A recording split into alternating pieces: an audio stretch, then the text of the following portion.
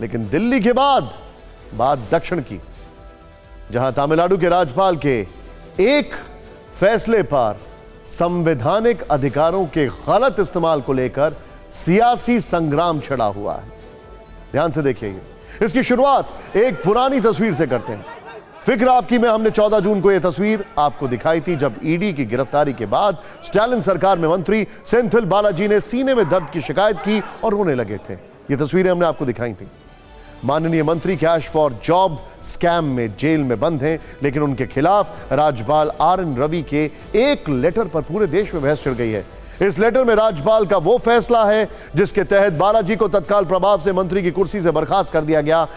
ये उस लेटर की कॉपी है जो राजभवन से जारी की गई। इसमें क्या लिखा गया है अब वो बताते हैं। बालाजी कई गंभीर मामलों में कार्रवाई का सामना कर रहे हैं। इस दौरान मंत्री रहने के कारण वो जांच को प्रभावित कर रहे हैं। सेंथिल कानूनी और न्यायिक प्रक्रिया में बाधा डाल रहे हैं, लिहाजा ऐसी आशंकाएं हैं कि उनके मंत्री परिषद में बने रहने से निष्पक्ष जांच समेत कानून की प्रक्रिया पर प्रतिकूल प्रभाव पड़ेगा, जिससे राज्य में संवैधानिक तंत्र टूट सकता है। इन परिस्थितियों में राज्यपाल ने सेंथिल बालाजी को तत्काल प्रभाव से मंत्री परिषद से बर्खास्त कर दिया। जैसे ये खबर बाहर आई, चेन्नई से लेकर दिल्ली तक सियासी गलियारों में हड़कंप मच गया।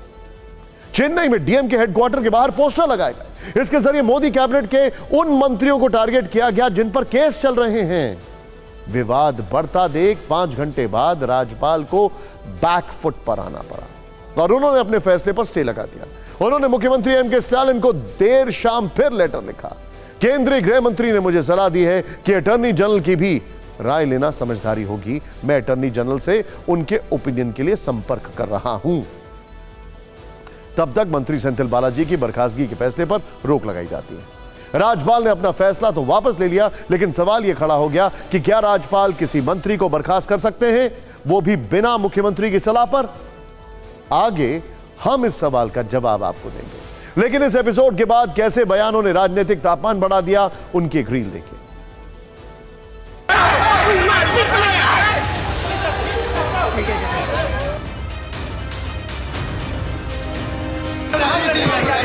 அவருக்கு அந்த அதிகாரம் கிடையாது.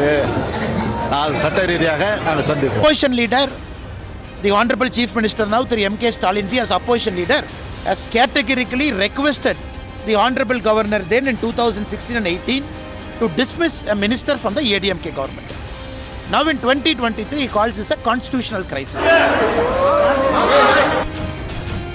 ये तो मैं कंडम करता हूँ। डीएमके को सताने के लिए, स्टालिन के गवर्नमेंट को डिस्टेबलाइज करने के लिए ये पूरी कोशिश चल रही है। भारतीय जनता पार्टी जिस तरह से राजनीति कर रही है, मुझे लगता है संविधान के खिलाफ हर स्टेट में जहाँ उनका राज्य नहीं है वहाँ संविधान के खिलाफ जा रहे हैं। He has been arrested, and yes, there is an ultimatum of 2 months' time, 60 days' time from the Supreme Court, and he is going to be get convicted for his offence of scam.